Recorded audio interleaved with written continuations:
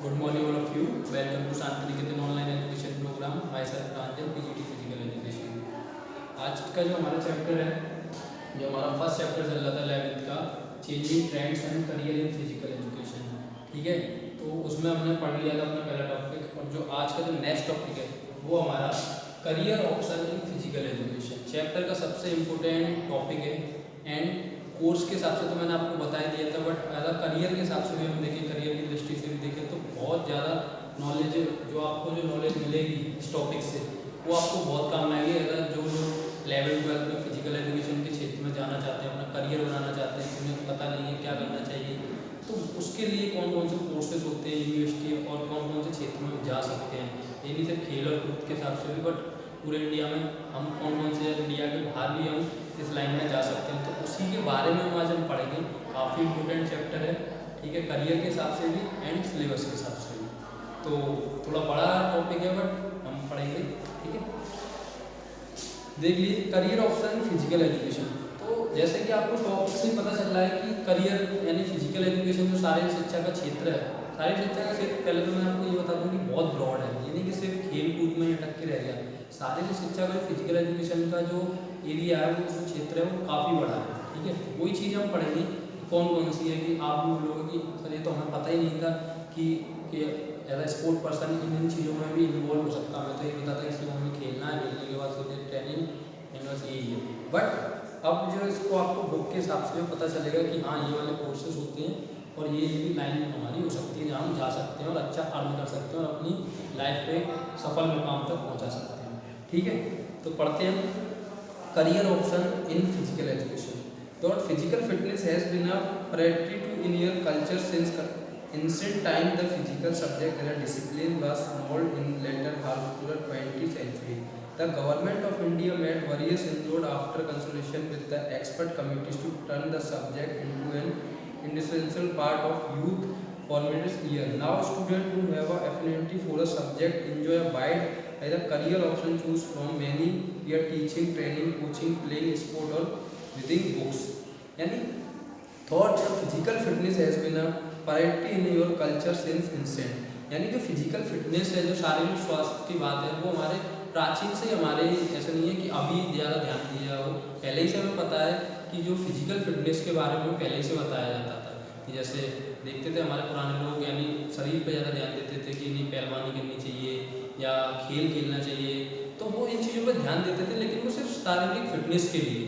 लेकिन आज जो टाइम है, आज का जो टाइम है, जो 20वीं सेंचुरी के बाद जो चेंजिंग आए हैं, वो चेंज क्या है कि शारीरिक फिटनेस के साथ साथ उसे अपना करियर भी बनाना है। यानी उसको अपना कि सफल, कि हम उससे अर्न कर सकें अपने लाइफ के लिए, और उसे अपना व्यवसाय बनाना। ये सबसे बड़ी बात है कि गवर्नमेंट, जो इंडिया की गवर्नमेंट है, उसने भी जो, जैसे कि बाहर की कंट्रियाँ, उनमें क्या है, ये चीज़ बहुत पहले से आ गई थी, लेकिन जो हमारे देश है भारत में, ये 20वीं सेंचुरी से आया है कि उसको जो युवा हैं, जो नौजवान लोग हैं हमारे देश में, कि सबसे ज़्यादा परसेंटेज हमारे देश में ही है नौजवानों की, यूथ की। तो उस यूथ को ये नहीं कि सब डॉक्टर इंजीनियर बन के ही रह जाएँ, तो स्पोर्ट्स एंड गेम्स के फील्ड में भी जाके वो अपने करियर को चुन सकें। तो ये एक नई क्रांति आई है, जिससे कि गवर्नमेंट ने बहुत साथ दिया, और लोगों के जैसे यूनिवर्सिटीज़ में कोर्स आए नए नए, तो उनसे भी जागरूकता काफ़ी फैली है, ठीक है। तो ये क्या, अब क्या है, यानी पहले क्या था कि शारीरिक फिटनेस पे ध्यान दिया जाता था कि सिर्फ खेल कूद और जो शारीरिक से ओनली हमारा शरीर सही रहे, लेकिन अब क्या है, शारीरिक फिटनेस के साथ साथ जो यूथ है उसे अपना रोजगार भी मिल रहा है इन सब चीज़ों से, और वो अपने इस करियर को भी बना रहे हैं, ठीक है। तो देखते हैं, the following shows a basic structure of academic education, physical education required in India in order to be eligible for a serious and faithful career in the field. तो जो कोर्सेज हैं, जो बेसिक कोर्स से हम start करेंगे कि basic courses कैसे start हैं, और फिर हायर एजुकेशन तक कौन कौन से कोर्सेज होते हैं। तो नंबर फर्स्ट है BA BSc in physical education, BPS, bachelor of physical education and sports after completion of 10+2। यानी 10+2 के बाद आप BPS कर सकते हो, bachelor of physical education and sports, ठीक है। जैसे ही 12th के बाद आपने माइंड मेकअप कर लिया कि हाँ, मुझे स्पोर्ट्स एंड फील्ड की लाइन में जाना है, तो आपके लिए यूनिवर्सिटी कौन सा कोर्स कराती है, BPS, bachelor of physical education and sports. Second है bachelor in physical education BPEd completion many bachelor degree of the equipment in the subject of physical education. Second चीज पे हम आते हैं कि सेकंड जो हमारा जो करियर है, जैसे आपने 10th के बाद आपको बीए बीएससी नहीं करनी है तो आप डायरेक्ट बीपीएस कर सकते हो, bachelor of physical education and sport. But आपको नॉलेज नहीं होती है या कुछ है तो आप बीए बीएससी जब नॉर्मल कॉमन सब कर ही लेते हैं, तो उसके बाद क्या आता है आपका BPEd bachelor in physical education, ठीक है। फिर क्या आता है master in physical education MPEd completion of BPEd. BPEd के बाद आप क्या कर सकते हो, मास्टर कर सकते हो यानी एमपीएड, ठीक है। Master of philosophy and decorate in the education completion MPEd and MPhil in the MPEd, ठीक है। उसके बाद क्या है आप एमपीएड के बाद एमफिल कर सकते हैं एंड डॉक्टरेट एंड पीएचडी, यानी एमपीएड के बाद आप एमफिल एंड एमफिल के बाद आप पीएचडी कर सकते हो, उसमें डॉक्टरेट की डिग्री आप हासिल कर सकते हो, ठीक है। तो ये आपके हो गए बेसिक लाइन से हायर एजुकेशन की तरफ आप चले गए। लेकिन सबसे पहले आपको क्या पता होना चाहिए कि 12th के बाद ही आपको कि बीपीएस कर सकते हो बैचलर इन फिजिकल एजुकेशन। अगर आपको ग्रेजुएशन आपने कर ली है, बीए बीएससी कर लिया तो आप डायरेक्ट बीपीएड में आप एडमिशन ले सकते हो। उसके बाद फिर आप एमपीएड एमफिल पीएचडी ये कर सकते हो, ठीक है। Apart from this certificate and diploma courses are also taught at premier institutes such as NIS in sport coaching, sport medicine, sport science, nutrition, sport management, sport physiotherapy, which is can expand one of the knowledge and express the increase his employability। And इनके साथ आप diploma भी कर सकते हो, जैसे आप NIS से नेशनल इंस्टीट्यूट ऑफ स्पोर्ट्स से डिप्लोमा कर सकते हो, ठीक है। स्पोर्ट साइंस एंड न्यूट्रिशन में कर सकते हो, sports management, sport physiotherapy, yoga, ये भी आपके ऐसे कोर्सेज हैं 1 ईयर या 6 मंथ के कोर्सेज हैं जिनसे कि आप अपनी जो रोजगार लगने की आपकी जो और ज़्यादा संभावना है उसको बढ़ा सकते हो आप। इन सारे जो आपके बेसिक कोर्स हैं उनके साथ अदर से आप इन वाले कोर्सों को इन्वॉल्वमेंट करते हो इनमें, तो आपकी जो रोजगार लगने की जो आपकी जॉब लगने की प्रोबेबिलिटी है वो बढ़ सकती है, ठीक है। तो ये भी कोर्सेस आपके होते हैं। तो ये तो आपका हो गए कि एक बेस था कि कोर्सेज जो कौन कौन से कोर्सेज होते हैं। अब आते हैं कोर्सेज को बांट दिया है कि टीचिंग लाइन में कैसे आपको जाना है एंड प्रोफेशनल प्लेयर में आपको कैसे जाना है एंड मीडिया में कैसे जाना है। तो ये सारी चीज़ों को आपके कोर्सेज में बांट दिया। तो नंबर फर्स्ट जो आपका है वो है टीचिंग। जो शिक्षण की जो आप देखते हो टीचर होते हैं तो टीचिंग की लाइन अलग है, आपको कौन कौन से में क्या क्या एलिजिबिलिटी होनी चाहिए वहाँ आप जा सकते हो। फिर आपको कोचिंग है, फिर पर्सनल ट्रेनर है, फिर आपके जर्नलिज्म है। तो ऐसे करके आपके पूरे बुक में जो कोर्सेज बांटे हुए हैं जो टॉपिक। तो नंबर फर्स्ट है टीचिंग। तो देखते हैं teaching physical education is just a rewarding in instructing student in other discipline. The teacher has the benefit imported in both academic knowledge in physical education. However this career is still in the nascent stage in India। देख लो teaching physical education just a rewarding in instructing student in their other discipline. यानी जो physical education है जो subject है वो भी आपका क्या है अदर सब्जेक्ट की जैसे और भी सब्जेक्ट जैसे हिंदी मैथ साइंस होते हैं उन्हीं की तरह ही एक सब्जेक्ट मान्य है, ठीक है। लेकिन अभी इंडिया में क्या है, इंडिया में इस वाले सब्जेक्ट को इतना इस पर ध्यान नहीं दिया जाता, ठीक है। जो कि जो फॉरेनर कंट्री हैं वहाँ काफ़ी ध्यान दिया जाता है, लेकिन अभी इंडिया में क्या है कि अभी इतना ध्यान नहीं दिया जाता, ठीक है। However the career still in the nation India regarding of the subject introduction into the overall curriculum, many schools have still not taken any step to formally recognize the separate discipline. In countless cases, teachers of other subjects are asked to teach the physical subject as well, especially in the elementary and primary level. This may particularly due to the fact in the student in this running plan. And अभी क्या होता है कि जो India में क्या है physical education में क्या है कि बच्चों को यानी टीचर को तो ये सौभाग्य की बात है कि उसे एकेडमिक के साथ स्पोर्ट्स भी डिसिप्लिन भी पढ़ाया जा रहा है। लेकिन अभी क्या है इंडिया में कि सिर्फ फिजिकल एजुकेशन को क्या है कि स्टूडेंट के साथ कि कूदना भागना दौड़ना यही सिर्फ यहीं पे आके अटक जाता है फिजिकल एजुकेशन, लेकिन ये गलत है। इससे आगे की जो चीज़ें हैं वो बहुत सारी उसको जो जनरल सब्जेक्ट है उसमें भी स्टूडेंट को काम आता है, लेकिन भारत में अभी थोड़ा इस तरीके का है, लेकिन ठीक है। अब देखते हैं lack of seriousness hampers the potential of student who can achieve a lot with the right amount of training. Now CBSE has made health and physical education mandatory for classes 1st to 12।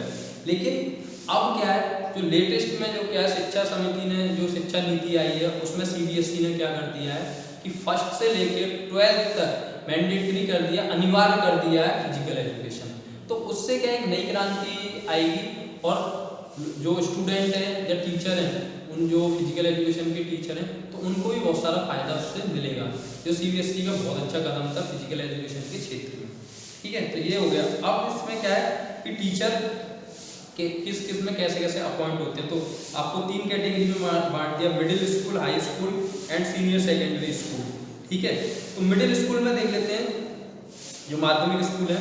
From this stage onward physical education is given the importance is deserve in Indian education, particularly in public school और urban areas that is CBSE affiliated. The syllabus for class 6, 7, 8 are separate education qualification. South are 10+2 in a subject of physical education plus a certificate of diploma in BPEd that sets CBSE interact schools to involve their science teacher to help over the syllabus. यानी जो middle school का जो syllabus होता है, जो जैसे 6, 7, 8 का थोड़ा 10+2 से हल्का सा अलग होता है।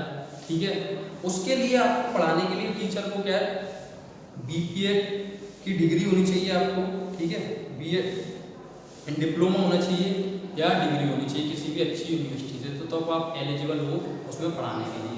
लेकिन आप स्कूलों में क्या होता है कि आप जो साइंस टीचर है उसकी मदद भी ले सकते हो सिलेबस को पढ़ाने के लिए, या स्पोर्ट टीचर ही है तो वो भी पढ़ा सकता है। ठीक है, अब आता है high school. Job opportunity are available in greater number that in level as the subject become more significant in the syllabus is divided clearly into theory and practical lesson and handle by the specialist teacher and coaches. अब क्या होता है, जैसे high school की जो category आती है, तो इसमें जॉब अपॉर्चुनिटी की बहुत ज़्यादा संभावना होती है एज अ स्पोर्ट टीचर। इसमें क्या होता है, जो सिलेबस होता है clearly into theory and practical lesson and handle by specialised teacher and coaches. यानी प्राथमिक जो माध्यमिक होते हैं उसमें क्या है कि साइंस का टीचर भी फिजिकल एजुकेशन पढ़ा सकता है या काम चला सकता है उसका। लेकिन इसमें क्या है, जो हाई स्कूल की जैसे क्लासेस होंगी, हाई स्कूल की क्लासेस में क्या है, कोर्स बिल्कुल सेपरेट होगा क्लियरली, यानी प्रैक्टिकल भी इन्वॉल्व होंगे, थ्योरी भी इन्वॉल्व होगी। तो उसके लिए क्या है, स्पेशलाइज्ड टीचर चाहिए आपको, यानी जो स्पोर्ट्स से अच्छा BPEd वगैरह करा हुआ और स्पोर्ट्स से बिल्कुल उसे स्पोर्ट्स की नॉलेज अच्छी होनी चाहिए, तो उसी को अपॉइंट करेंगे। जैसे ये नहीं कि साइंस के टीचर ने आगे पढ़ा दिया, ये कर दिया, नहीं। हाई स्कूल एक लेवल हो गया, तो उस लेवल पे आपको क्या है, बिल्कुल यानी स्पेशलाइज्ड टीचर चाहिए। ठीक है, तो इसीलिए इसमें जॉब की बहुत ज़्यादा अवसर होते हैं। And depending upon the strength of the school, more than one physical education teacher is employed. The required educational qualification in graduation from any recognized university with the post graduate diploma in other या BPEd। तो इसमें क्या आपको एक किसी भी मान्यता प्राप्त यूनिवर्सिटी से आपको BPEd या MPEd होना अनिवार्य है, यानी BPEd होना तो अनिवार्य है, डिप्लोमा होना चाहिए आपको स्पोर्ट्स या फिजिकल एजुकेशन की। ठीक है, अब आता है senior secondary school. In order to teach physical education to senior secondary student, a person should have a post-graduate degree in the subject from the recognized university or institute, as physical education also offered as the optional subject, and teacher are given the responsibility of the preparing the school teams for tournaments and competitions such as eligibility criteria strictly observed। यानी जो senior secondary school होता है उसमें आपको teacher की जो qualification वो MPEd होनी चाहिए, मास्टर इन फिजिकल एजुकेशन होना चाहिए, वो भी मान्यता प्राप्त किसी यूनिवर्सिटी से, क्योंकि इसमें टीचर की जो जिम्मेदारियाँ होती हैं वो बहुत ज़्यादा बढ़ जाती हैं, क्योंकि बच्चों को इंट्रामुरल एक्स्ट्रामुरल कराना होता है और टूर्नामेंट ऑर्गेनाइज कराने होते हैं और उनको मोटिवेट करना होता है टूर्नामेंट में खेलने के लिए, तो उसके लिए आपको MPEd होना बहुत ज़रूरी है। ठीक है, तो ये आपका क्या हो गया, सीनियर सेकेंडरी स्कूल हो गया। कॉलेज एंड यूनिवर्सिटी की बात करते हैं। अब master degree it necessary in additional clearly the UGC net national eligibility testing physical education conduct by the national testing agency for teaching the subject of college for university level PhD degree along with publishing of the books and paper of preferred MPhil degree also has the extra weightage in teaching. यानी college and university में आपको क्या है, master in degree necessary is the additional qualification the, यानी आपको master degree के साथ UGC net का पेपर फिजिकल एजुकेशन कंडक्ट, यानी आपको नेट का जो आपको अगर कॉलेज या डिग्री कॉलेज में आपको पढ़ाना है फिजिकल एजुकेशन के क्षेत्र में, तो आपको नेट क्लियर करना पड़ेगा, ठीक है, मास्टर डिग्री के बाद। एंड पीएचडी आप कर सकते हो। उसके साथ साथ आपको बुक्स एंड पेपर आप प्रेफर्ड, और आपको कोई भी बुक पब्लिश करनी होगी जिससे, और आप अपनी preferred MPL degree extra weightage in teaching, तो आपको क्या है मदद मिलेगी एक्स्ट्रा वेटेज के रूप में, वो काम आएगा, ठीक है। देखते हैं variety basic certificate and diploma courses, BPEd MPEd certificate course in yoga, BSc in physical education, college level teacher at the aided task to interesting student, research methodology, test and measurement, sports psychology, sports sociology, sports biomechanics, sport medicine, exercise physiology, organisation, administration. They also have to train the student to participation in sports event. Teaching physical education is a science in own right entailing number of duties such as, यानी college और university में क्या है वो बहुत बड़ा level हो गया। एज अ टीचिंग लाइन में आप जाओगे तो बहुत बड़ा, तो वहाँ पर जिम्मेदारियाँ, आपकी रिस्पॉन्सिबिलिटीज एंड आपकी ड्यूटीज़ बहुत होंगी। तो उसमें आपको जब आप मास्टर हो गए, डॉक्टरेट हो गए आप उसमें, तो आपको बहुत सारे सब्जेक्ट इन्वॉल्व होंगे। जैसे आपको वहाँ पे क्या है कि बच्चे BPEd MPEd certificate courses in होगा, बीएससी इन फिजिकल एजुकेशन, ऐसे बहुत सारे स्टूडेंट होंगे। तो आपको उन लोगों को बहुत सारे सब्जेक्ट भी पढ़ाने होंगे, जैसे आपके sports psychology, sports sociology, sports biomechanics, sports medicine, exercise physiology, organising and administration, ये सारे पूरा लार्ज सिलेबस है। इन सबको आपको पढ़ाना होगा वहाँ पर कॉलेज में। तो ये आपकी ड्यूटीज़ एंड रिस्पॉन्सिबिलिटीज़। और भी इसके बाद आपको टूर्नामेंट कराने होंगे अपने, और इंटर यूनिवर्सिटीज़ ऑर्गेनाइज करानी होती हैं, पूरा बजट शेड्यूल सब आपको ही करना होता है उसमें। तो ये सारी आपको आपके करियर में, जो आपका करियर आप स्पोर्ट्स एंड फील्ड में बनाना चाहते हो, तो ये आपका टीचिंग में एक तरीके से डिवाइडेड कर दिया था कि मिडिल स्कूल में क्या, हाई स्कूल में and senior secondary, college and universities में कैसे कैसे आपको इन्वॉल्व रहना है। तो ये आई होप कि आपको टीचिंग वाली लाइन में आपको समझ में आ गया होगा कि कौन कौन से कोर्सेज के बाद आप कहाँ पर जा सकते हैं, ठीक है। अब बात आती है नंबर सेकंड, कोचिंग, ठीक है, यानी प्रशिक्षण। एज अ कोचिंग की लाइन में आपको कैसे, तो देखते हैं। Those who are already earned with a basic education qualification also have the option of become coaches, where first option is specialized training, whichever field and sport they are patient about. Coaching is a slightly different from teaching, is the place a deeper focus on the practical side of things. यानी जो coaching वाली line है, coaching का जो आपको coaching की line में जाना, कोचिंग के क्षेत्र में जाना, तो ये बहुत अलग है थोड़ी टीचिंग से, क्योंकि इसमें आपको focus and deep knowledge of sports, यानी डीप नॉलेज ऑफ स्पोर्ट्स होनी चाहिए, क्योंकि आपको खिलाड़ियों के साथ इन्वॉल्व रहना है, ठीक है, क्योंकि आपको ट्रेन किन्हें करना है, खिलाड़ियों को। तो उनमें भी क्या, आपके टीम में क्या, अच्छे खिलाड़ियों का चयन करना और उन चयनित खिलाड़ियों का वर्क करना, ये कोच का बहुत बड़ी रिस्पॉन्सिबिलिटी होती है, ठीक है, क्योंकि आपको डीप नॉलेज होगी और आपके अंदर पेशेंस होंगे, तभी आप एक अच्छी टीम का बना सकते हो, उसे तैयार कर सकते हो। और ये टाइम टेकिंग प्रोसेस है, ये नहीं कि आपने 2 दिन में सिलेक्शन कर लिया और 2 दिन की ट्रेनिंग के बाद आपने एक टीम खड़ी कर दी, नहीं, वो आपके लिए भी रिस्की है एंड खिलाड़ियों के लिए भी रिस्की है। तो टाइम टेकिंग है, पेशेंस होने चाहिए एज अ कोच में, and deep knowledge of sports होनी चाहिए, ठीक है।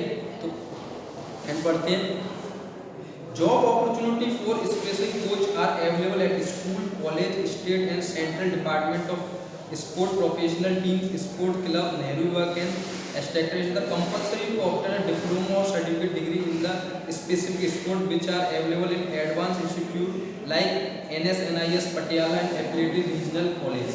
यानी इस क्षेत्र में आपकी जॉब अपॉर्चुनिटीज बहुत हैं, या आप किसी भी क्लब में हायर हो सकते हो, आप कॉलेज में एज अ स्पोर्ट टीम के college, club, Nehru work and क्रीड़ा भारती, तो ये बहुत सारे ऐसे संगठन हैं जो कोचेस को हायर करते हैं। बहुत सारी ऐसी गैर सरकारी कंपनियां, सरकारी कंपनियां बहुत सारी हैं जो कोचेस को हायर करती हैं। तो उसके लिए आपको क्या है, आप पे स्पेशलाइज गेम की कोई डिप्लोमा या डिग्री होनी चाहिए या सर्टिफिकेट होना चाहिए, जिससे कि आप अपने आप को प्रूव कर सकें कि आप इस कोच के लिए, इस जगह के लिए आप क्वालिफाइड हो, ठीक है। तो आप बहुत सारे इंडिया में NS पटियाला जो NIS कराते हैं, वहाँ से आप कोर्सेज को कर सकते हैं। ठीक है, तो ये आपका कोचिंग का हो गया। आई होप कि आपको कोचिंग की जो चीज़ जो मैंने आपको बताई कोचिंग के बारे में कि ये कोचिंग के अंदर क्या क्या चीज़ होनी चाहिए, और डिग्री के यानी उस पर एजुकेशनल में भी उसके पास क्या होना चाहिए, तो आप कोचिंग में जा सकते हो। टीचिंग लाइन में जाना है तो आपके पास ये सारी चीज़ें होनी चाहिए जो मैंने बताया।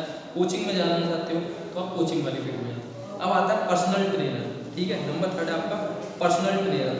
With increase awareness of health issues and appreciation for the healthier lifestyle,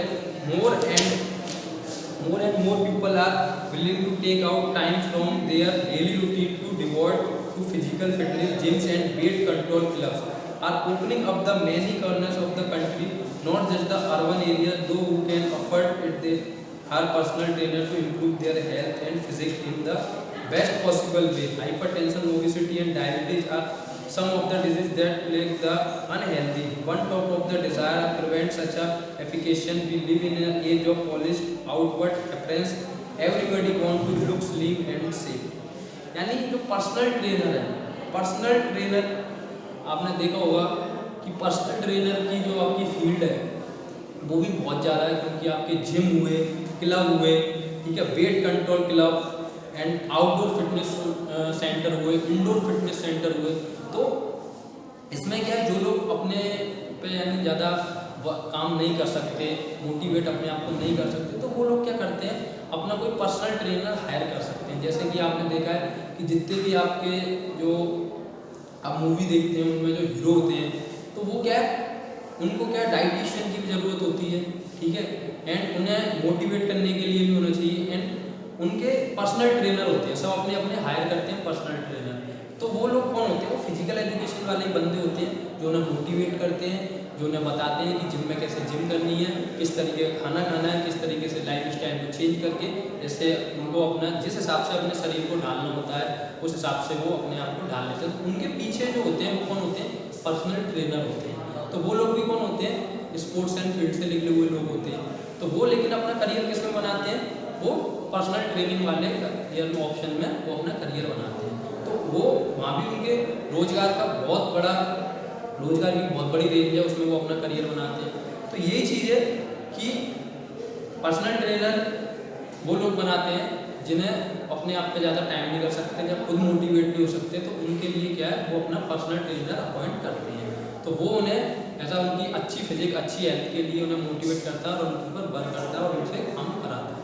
ठीक है, तो इससे क्या होता है, बहुत से लोग अपने खुद ही, मैंने तो ये तो एक करी हीरोज़ की बात करी, लेकिन बहुत से लोग क्या होते हैं जो कि वो खुद अपना फिजिक अच्छा रखने के लिए, हेल्दी होने के लिए पर्सनल ट्रेनर, तो इनकी भी बहुत बड़ी रेंज है।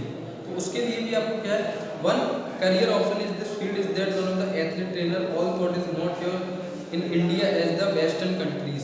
बट ये जो चीज़ है वो वेस्टर्न कंट्रीज में काफ़ी है, अभी इंडिया में कम है। ठीक है, वेस्टर्न कंट्रीज में बहुत पहले से पर्सनल ट्रेनर यानी प्रचलन में है, बट इंडिया में भी जब से हेल्थ कॉन्शियस बढ़े हैं, फिट इंडिया मूवमेंट है या योगा डे है, तो उसके बाद जो एक क्रांति आई है स्पोर्ट्स एंड फील्ड में अपनी as a own physical fitness को देखते हुए, तो जब से पर्सनल ट्रेनर का भी जो क्षेत्र है वो काफ़ी बड़ा है। ठीक है, तो जी आपका अब आती है बात number 4, professional sport person. Professional sports person आप समझ ही होंगे, प्रोफेशनल स्पोर्ट पर्सन जो अपने प्रोफेशनल गेम को सिलेक्ट करते हैं, उसी में फिर आगे जाने की सोचते हैं, अपनी टीम, अपने देश को रिप्रेजेंट करना चाहते हैं या अपने स्टेट को रिप्रेजेंट करना चाहते हैं, वो एज अ प्रोफेशनल प्लेयर होते हैं। तो पढ़ते हैं, skilled player always has the option of becoming a full-fledged professional sport person, wins accolades for the country and earn high salaries from the endorsement. ठीक है, जैसे Virat Kohli, Saina Nehwal, Mary Kom and Dipa Karmakar, some explain of the contemporary famous professional the success story are familiar. यानी कि क्या है कि जैसे professional player, जैसे कि बहुत से लोगों की सबसे ज़्यादा इंडिया में क्रिकेट का बहुत प्रचलन है, हर कोई विराट कोहली, सचिन तेंदुलकर बनना चाहता है, लेकिन उसके पीछे टाइम टेकिंग एंड बहुत टाइम, पेशेंस एंड सबसे बड़ी बात है कि आपको मेहनत बहुत है। यानी उसमें आपको मेहनत के लिए आपको पूरा ऐसा होता है ना कि बिल्कुल आपको यंग एज से आपको उसके पीछे भागना है और सक्सेस तक पहुंचना है। ऐसे नहीं कि सचिन या विराट कोहली 2 दिन में या 6 महीने 1 साल की प्रैक्टिस करके सीधे इंडिया को रिप्रेजेंट करके, नहीं, उन्होंने 10 साल 12 साल से खेलना स्टार्ट किया, फिर अंडर 14, अंडर 17, अंडर 19 और फिर टीम इंडिया। तो ऐसे करके कम से कम 10-12 साल की जो उनकी मेहनत होती है वो हर स्पोर्ट पर्सन के साथ होती है। ये नहीं सिर्फ मैं क्रिकेट की बात कर रहा हूँ, क्रिकेट हुआ, फुटबॉल हुआ, हॉकी हुआ, बैडमिंटन हुआ। तो इन सारे प्रोफेशनल प्लेयर जो अपना सपना देखते हैं और फिर एक मुकाम पर पहुँचते हैं, तो उसके पीछे उनकी मेहनत और जो यानी उनमें पेशेंस होता है कि हाँ वहाँ तक जाना है, उनकी डिज़ायर जो होती है वो वहाँ तक। तो उसके लिए ये भी एक स्पोर्ट्स एंड फील्ड से उसमें अच्छी सैलरी अर्न करते हैं, वो अपना नाम एंड जो रेलवेज और जो आर्मी होती है वहाँ वो बहुत जल्दी हायर करती है इन प्लेयरों को या स्पोर्ट प्रोफेशनल प्लेयर्स को। ठीक है, तो देखते हैं example of sport in which India excellent include cricket, badminton, boxing, wrestling, weight lifting, lawn tennis. Thought Indian players show potential in other sports too, such as hockey, football, basketball, gymnastics, and table tennis. Lack of interest from the sponsor and authorities have damaged the players' prospect. Apart from these international sports, kabaddi, kho-kho, malkhamb, traditional popular sports. But यानी exam हमारे जो देश में ज़्यादातर excellent include cricket, badminton, boxing, wrestling, weight lifting, lawn tennis, इनका ज़्यादा चयन है। ठीक है, ना कि hockey, football, basketball, gymnast and table tennis, इनका थोड़ा सा कम, यानी कंपैरिजन करें फॉरेन कंट्रीज से तो थोड़ा सा कम है।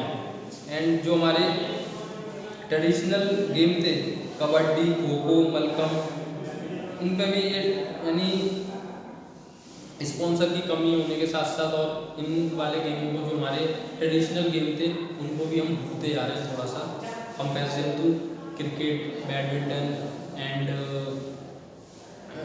टेनिस, वेट लिफ्टिंग, बॉक्सिंग, इनके कंपैरिजन। ठीक है, तो ये आपका प्रोफेशनल स्पोर्ट पर्सन का भी करियर बहुत ज़्यादा इन्वॉल्व है फिजिकल एजुकेशन से। ठीक है, अब आती है बात स्पोर्ट ऑफिशिएटिंग एंड अंपायरिंग। ठीक है, स्पोर्ट ऑफिशिएटिंग एंड अंपायरिंग, तो देखते हैं without sport officiating and umpire sport competition and event can not operate successfully. They maintain rules and regulation and sense their games are carried out in the fair and professional manner. For many professional sport person it is easier to switch over the some official work on their active sport career as a come to end still a certificate of training from the recognized institution required to work as an accredited and national level official। यानी कि जो officials and umpire होते हैं उनके बिना आपको कोई भी टूर्नामेंट कर नहीं सकते। कोई भी आप अगर टूर्नामेंट ऑर्गेनाइज करना चाहते हो तो उसमें ऑफिशियल एंड अंपायर की जरूरत पड़ेगी ही पड़ेगी। तो ये बहुत यानी ये जो आपकी लाइन है स्पोर्ट्स एंड फील्ड से रिगार्डिंग, इसकी भी रेंज बहुत ज़्यादा है।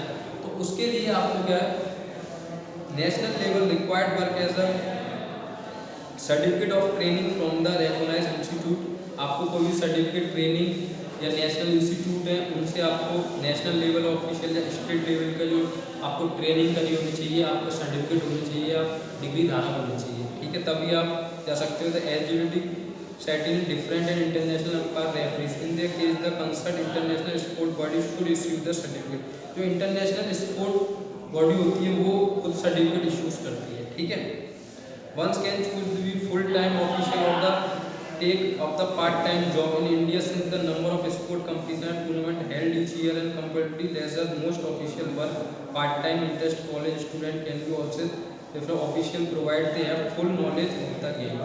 यानी जो यूनिवर्सिटीज़ में भी आपके गेम होते हैं, इंटर स्कूल या इंटर स्टेट कंपटीशन होते हैं, तो उसमें क्या होता है कुछ स्पोर्ट प्लेयर ही ऑफिशियलिंग या अंपायरिंग कर लेते हैं।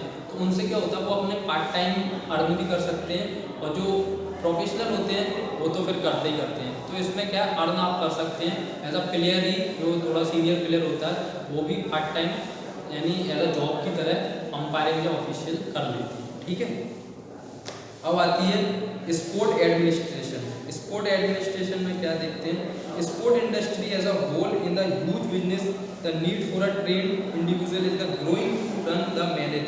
Since sport administration in the carried out the both public and private sector there are a fairly large number of job opportunity available. यानी स्पोर्ट एडमिनिस्ट्रेशन में क्या होता है कि जो बिजनेस है जो स्पोर्ट्स का बिजनेस है इंडिया में वो काफ़ी बड़ा है। तो उसमें क्या होता है, sport administrator carried out the both public and private sector, यानी अब इनका प्राइवेट सेक्टर यानी सरकारी भी है, गैर सरकारी संस्थान में भी आप इन्वॉल्व हो सकते हैं, सरकारी में भी, ठीक है। Plenty of college and university offer courses related to physical education other than teachers.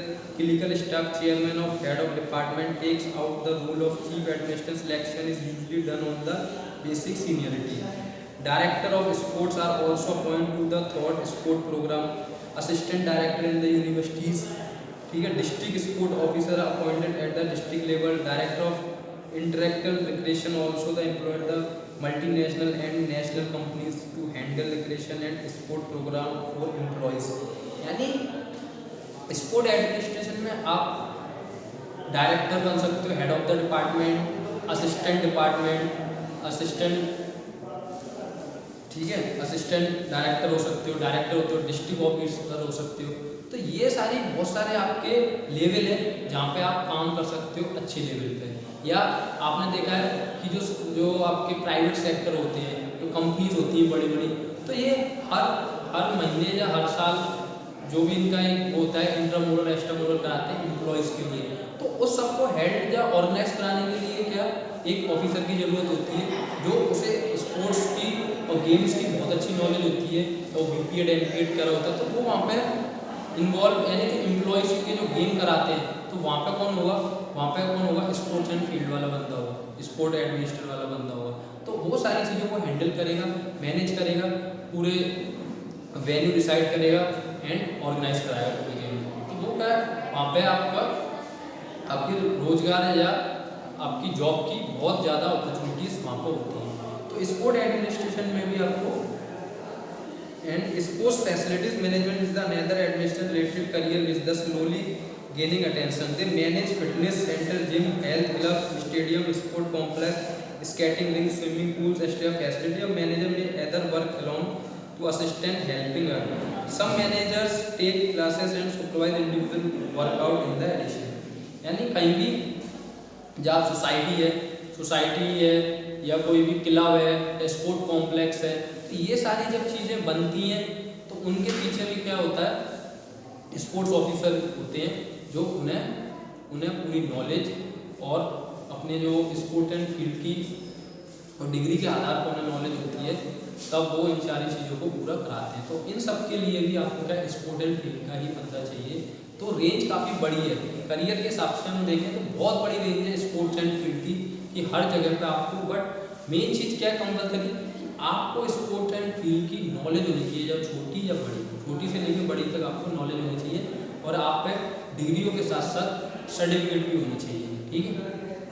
अब बात करते हैं, तो ऐसे ही sport medicine, sport marketing, sport journalism, sport broadcasting, publication and authorship of book.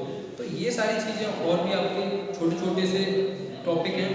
तो देखते हैं, working at sport authority of India, यानी आपने साइन का नाम सबने सुना होगा, स्पोर्ट अथॉरिटी ऑफ इंडिया, खेल प्राधिकरण ऑफ भारत, ठीक है। तो देखते हैं, offer a range of job opportunity for those prepared to make the challenge and level of pressure. Some of the assets they look for in their senior officer are knowledge on game, sport, ability to prepare sport politics, budget and guidelines, ability to plan and execute sport activity, ability to find out the extreme barriers lead to limitation। यानी कि जो sport authority of India होते हैं, India है, तो उसमें क्या है, सरकारी संस्था है, तो उसमें क्या है, जितने भी आपके गेम होते हैं, जो आपको ओलंपिक गेम होते हैं, तो ओलंपिक गेम की प्रैक्टिस कराना, जो ओलंपिक गेम होते हैं उसमें खिलाड़ियों को प्रैक्टिस कराना, ठीक है, और वहाँ पे उन्हें अच्छे लेवल का अभ्यास कराना, वहाँ पे कोचेस होते हैं, ऑफिसर होते हैं, डायरेक्टर होते हैं, असिस्टेंट डायरेक्टर होते हैं। तो ये सारे क्या है, सरकार की जो संस्था है, वहाँ पे लोग कौन सिलेक्ट होते हैं, जो कि पहले तो उनकी प्राइमरी जो नॉलेज है, जो उनके सर्टिफिकेट एंड डिग्री है वो, और फिर वहाँ पे जो जॉब निकलती है वो हायर किए जाते हैं। बट किसके आधार पर हायर करे जाते हैं, उनकी नॉलेज और उन पर उनकी जो रिस्पॉन्सिबिलिटीज होती है, जो सरकार उन्हें रिस्पॉन्सिबिलिटी देती है स्पोर्ट एंड फील्ड में अपने देश की उन्नति के लिए, तो वो सारी रिस्पॉन्सिबिलिटीज उन्हें समझनी होती हैं और वो अपने काम करते हैं, जैसे कि coordination of activity with in the organisation, collaboration with the staff, organisation of meeting, conference, seminar, ठीक है, and encouraging college to develop sport culture, preventive use to bad substance, यानी जो भी देखते हो आप कि स्पोर्ट एंड फील्ड में जैसे कि डोपिंग वगैरह हो जाना, डोपिंग ना करें खिलाड़ी, कोई गलत चीज़ पदार्थों का प्रयोग ना करें, ठीक है, management of budget, raising sponsorship given, presentation authorise for the release of grade and sport culture, encouraging college to develop sport culture. तो ये सारी पॉलिसियाँ जो लाते हैं सरकार की दी हुई पॉलिसियों को प्रेजेंट करना, यानी शहरों में शहर से, स्टेट में स्टेट से, फिर पूरे देश में, तो ये सारे जो काम है स्पोर्ट्स से रिगार्डिंग वो कौन करता है? स्पोर्ट अथॉरिटी ऑफ इंडिया के ऑफिसर्स करते हैं। तो वो बंदे भी कौन होते हैं, वो लोग कौन होते हैं? वो भी स्पोर्ट्स एंड फील्ड से निकले हुए लोग होते हैं। तो बहुत कितनी बड़ी रेंज है, ये नहीं सिर्फ खेल कूद के आधार, वो तो एक बेसिक नॉलेज है, फिर उसके बाद आपको पढ़ाई है, पढ़ने के बाद आप इन सारे इतने क्षेत्र हैं कि जहाँ पे आप जा सकते हो और रोजगार की बहुत ज़्यादा संभावना है, ठीक है। अब स्पोर्ट मेडिसिन, खेल चिकित्सा, देख लो स्पोर्ट मेडिसिन में क्या है? The overall well being of sport player is the top priority of any sporting activity of event that is the player are advised to follow strict diets suitable their chosen sport. Professional trained sport medicine qualified not only the prepare such a diet but also take care of injuries to many occur during games। यानी जो sports medicine के ऐसा जैसे हमारे doctors होते हैं, ये भी स्पोर्ट मेडिसिन में क्या होता है कि जो खिलाड़ी होते हैं, आपको पता है कि स्पोर्ट्स में इंजरी होना तो नॉर्मल सी बात है, सबको इंजरी होती है। तो जितने भी आपके कबड्डी के मैच होते हैं जो हम टीवी पे देखते हैं, कबड्डी हो या नेशनल लेवल या स्टेट लेवल या डिस्ट्रिक्ट लेवल के आपके कोई से भी गेम हो, वहाँ पे स्पोर्ट मेडिसिन के जो लोग होते हैं होते हैं। आपने देखो एम्बुलेंस वगैरह खड़ी रहती है, तो वो क्या, जिसको भी जहाँ भी इंजरी होती है वो हाल उन्हें प्राइमरी ट्रीटमेंट देते हैं, उसके बाद फिर उन्हें यानी जो हायर ट्रीटमेंट देना होता है वो हॉस्पिटल में दिया जाता है, ठीक है। तो सारी जो इसके लिए कौन को रखते हैं? स्पोर्ट मेडिसिन वाले बंदे को रखते हैं। वो आपको डाइटिंग के बारे में बताता है, आपको कैसी डाइट लेनी है, किस तरीके से आपको खाना खाना है, किस टाइम पे खाना खाना है, कैसे कब अभ्यास करना है। तो ये सारी चीज़ भी स्पोर्ट मेडिसिन की बंदे की होती है, ठीक है। तो ये भी काफ़ी बड़ी रेंज है आपकी स्पोर्ट मेडिसिन की। तो नंबर है, आगे चलते हैं। Sport marketing. स्पोर्ट मार्केटिंग का मतलब क्या है? Sport marketing is the promotion of sporting event and sport team and sell the product for the event and team. The product and sell में the goods service as a brand name and the promotional activities may include the broadcasting, advertising, social media, ticket sales and community relation। यानी आपने देखा sport marketing, sport marketing में भी आप अपना career बना सकते हो। जैसे कि आपने देखा IPL आता है, प्रो कबड्डी आता है, तो उसकी जो मार्केटिंग होती है आप देखते हो ना, बैनर लगे होते हैं, या पहले से आपको पता चल जाता है 1 महीने पहले से कि हाँ टूर्नामेंट आने वाला है या ये चीज़ आने वाली है। तो उस सब की मार्केटिंग, उसका प्रचार कौन करता है? तो स्पोर्ट मार्केटिंग की फील्ड में ही वो बंदे करते हैं। तो लेकिन वो तभी कर सकते हैं जब उन्हें स्पोर्ट और गेम में रुचि होगी और वो इन्हीं में डिग्री करके और इस लाइन में जाना चाहते हैं, जिससे कि उसका प्रचार प्रसार हो। जब तक किसी चीज़ का प्रसार नहीं होगा तो उसकी खरीदारी या बिक्री नहीं होगी, या वो टिकट से रिलेटेड हो या उसका प्रमोशन की बात हो। तो ये सारी चीज़ें हम लोगों तक उसको पहुंचाने के लिए उसका काम कौन करता है? स्पोर्ट मार्केटिंग वाले लोग करते हैं, ठीक है। अब बात आती है स्पोर्ट जर्नलिज्म, यानी स्पोर्ट पत्रकारिता। Sporting event take place frequently and are written about in newspaper and magazine in the detail. Sport journalism observe the matches and competition closely, analyzes the reason behind the victories and defeat, assess the performance of the player and puts all the into words the information of reader। And देख लो sport journalism में क्या है, हम जितने भी अखबार या बुक्स पढ़ते हैं, अखबार या बुक्स या जर्नल पढ़ते हैं, तो उनको लिखने वाले कौन होते हैं? तो वो स्पोर्ट जर्नलिज्म में जो लिखते हैं, जब आपने टीवी पर देखा जब भी टीम इंडिया जीतती है तो आज तक का विक्रांत गुप्ता का कोई शो आता है, तो वो कौन है? वो स्पोर्ट्स में उन्हें रुचि है, लेकिन उन्होंने किस में? स्पोर्ट जर्नलिज्म में अपना करियर करा। जर्नलिज्म यानी स्पोर्ट में उन्होंने मीडिया में स्पोर्ट जर्नलिज्म का कोर्स करा, या लेकिन रुचि क्या थी? मेन वो BPEd MPEd भी होंगे, तब उसके बाद उन्होंने अपना स्पोर्ट जर्नलिज्म में कहते हैं। मेन क्या है? आपको स्पोर्ट्स से रुचि होनी चाहिए, स्पोर्ट्स एंड गेम में, तब आप उसमें अपना करियर इन लाइनों में बना सकते हो, जो कि काफ़ी अच्छी लाइन है, काफ़ी अच्छा करियर आप इसमें बना सकते हो। ठीक है, तो जो हम न्यूज़पेपर में पढ़ते हैं, आर्टिकल्स पढ़ते हैं, किसी भी किसी खिलाड़ी के बारे में पढ़ते हैं, तो वो सारा क्या स्पोर्ट जर्नलिज्म से ही होता है। ठीक है, अब बात आती है sport broadcasting and sport photography. दोनों ही देख लो, sport broadcasting and sports photography, दोनों में थोड़ा थोड़ा डिफरेंट है, बट दोनों ही आपको पता होना चाहिए। Much like sport journalism, sport broadcasting bring the games to those who are unable to watch them in the person. Broadcasting the conduct on media such as radio, television and cable.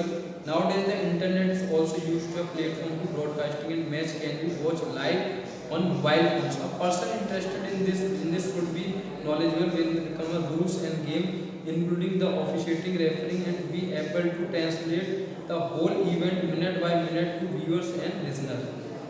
देख लो, much like sport journalism, sport broadcasting, जो भी हम आप देखते हो कि हम टीवी पे देखते हैं, टीवी पे हम देखते हैं, लाइव टीवी पे देखते हैं। अब तो ये है कि आज के दिनों में क्या टीवी को छोड़ के हम सीधे मोबाइल पर मैच लाइव देख लेते हैं। तो ये सारी टेक्निक है जो मीडिया से या इंटरनेट से रिलेटेड है, जो हम लाइव देख रहे हैं, तो वो किस में आता है? स्पोर्ट ब्रॉडकास्टिंग में आता है। यानी किसी चीज़ को हम देख रहे हैं टीवी के या केबल के जरिए से या इंटरनेट के जरिए से, ठीक है, तो वो किसके अंदर आता है?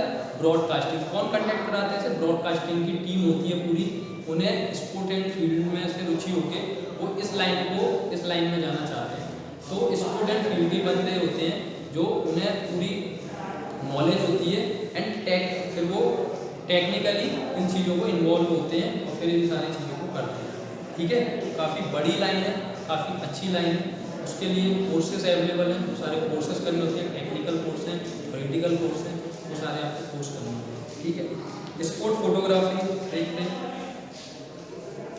For those who have a strong patience for a camera, sport photography is a career option. They get to include their interest in photography and turn into a serious income source by working full time for newspaper and magazine to freelancing for them. A person who is already familiar with the physical education, particularly biomechanics, to capture best angle of the players in the action. यानी strong patience for a camera, यानी camera जो कैमरे के आपको sport photography में आपको जाना है, तो इसमें क्या पेशेंस होना चाहिए, strong patience of the camera. यानी कैमरे में आपको पेशेंस चाहिए, किस पोज पे आपको फोटो लेना है कि जो अच्छा लगे। न्यूज़पेपर में फोटो आते हैं, आप देखते हैं मैगजीन में फोटो आते हैं, तो वो फोटो कौन देता है? मीडिया को। तो फोटोग्राफर ही देते हैं मीडिया को। और लेकिन वो क्या है, स्पोर्ट्स वाले जो कैमरामैन होते हैं वो अलग होते हैं। स्पोर्ट्स और वो सिर्फ स्पोर्ट पर्सन और स्पोर्ट्स की रिगार्डिंग ही फोटो लेते हैं, बट उनका बेसिक वो क्या है, वो स्पोर्ट एंड फील्ड से निकले हुए लोग हैं। तो उन्होंने जब वो बीपीएड हो या एमपीएड हो, उसके बाद फिर वो कैमरे में स्पोर्ट फोटोग्राफी का कोर्स करके या कोई सर्टिफिकेट करके वो किसी मीडिया को या मैगजीन वालों को वो अपने फ़ोटो देते हैं। उसमें अगर स्पोर्ट बायोमेकेनिक्स की उन्हें नॉलेज है, तो एंगल किस एंगल से फ़ोटो लेना है, कैसे लेना है, तो वो स्पोर्ट बायोमेकेनिक्स की उन्हें नॉलेज होती है। ठीक है, तो ये भी काफ़ी बड़ी है, न्यूज़ लाइन है और काफ़ी अर्निंग वाली है। आप इसमें पार्ट टाइम या फुल टाइम भी आप जॉब कर सकते हो। ठीक है, लास्ट आपका आता है publication and authorship of book, यानी प्रकाशन और लिखने, बुक लिखने थे प्रकाशित करते हैं, उसमें कैसे line. To increase awareness of health issues and to the public physical education allied subject is the important discipline. The youth and the public is general need books of high standard. Aspiring authors and editors should equip themselves with the academic knowledge of the subject. For editor, the job additionally includes surveying the demand of the market and the comparative value of book. यानी जो book को प्रकाशित करते हैं teacher लोग ही होते हैं, लेकिन उनकी रुचि किस में होती है? एज अ एक्सपीरियंस उन्हें इतना हो जाता है कि वो बुक लिखने में उनकी रुचि होती है। तो वो भी एक करियर होता है कि आप स्पोर्ट एंड फील्ड की नॉलेज गेन करके आपको इतनी नॉलेज हो जाती है कि आप एक स्टूडेंट यूथ के लिए या पब्लिक के लिए उस सब्जेक्ट पे आप बुक बना सकते हैं। तो वो भी एक अलग इंटरेस्ट है। ठीक है, physical education and sport their foundation, current scenario in the India, future prospect of the physical education and sport physiology, sport medicine, sport psychology, sport sociology, sport management, physical education, static measurement, evolution physical. तो ये बहुत सारे topic हैं जिन पर book आती हैं और वो राइटर उन बुक को राइट करते हैं। तो उनका इंटरेस्ट क्या होता है? पब्लिश करने में होता है। लेकिन वो बंदे क्या होते हैं, जो लोग होते हैं राइटर होते हैं, वो होते क्या फिजिकल एजुकेशन से निकले होते हैं, बेस उनका वो होता है, लेकिन वो इतना एक्सपीरियंस हो जाता है या वो डायरेक्टर थे, असिस्टेंट डायरेक्टर होते हैं या पीएचडी, तो फिर वो बुक अपनी लिख देते हैं। तो उसमें भी काफ़ी अच्छा अर्निंग है और काफ़ी अच्छा प्रोफेशन है। तो ये सारे जितने भी मैंने आपको अभी तक, ये इतना बड़ा टॉपिक था करियर ऑप्शन फिजिकल एजुकेशन, तो ये आपके करियर के हिसाब से भी और सिलेबस के हिसाब से भी बहुत ज़्यादा इंपॉर्टेंट था। आई होप कि आपको समझ में आया हो। छोटे छोटे टॉपिक थे बट काफ़ी इंपॉर्टेंट एंड काफ़ी नॉलेजफुल। ठीक है, आई होप कि आपको अच्छे से समझ में आ गया कि ब्रॉडकास्टिंग क्या होता है, जर्नलिज्म, स्पोर्ट जर्नलिज्म क्या होता है, स्पोर्ट फोटोग्राफी क्या होता है।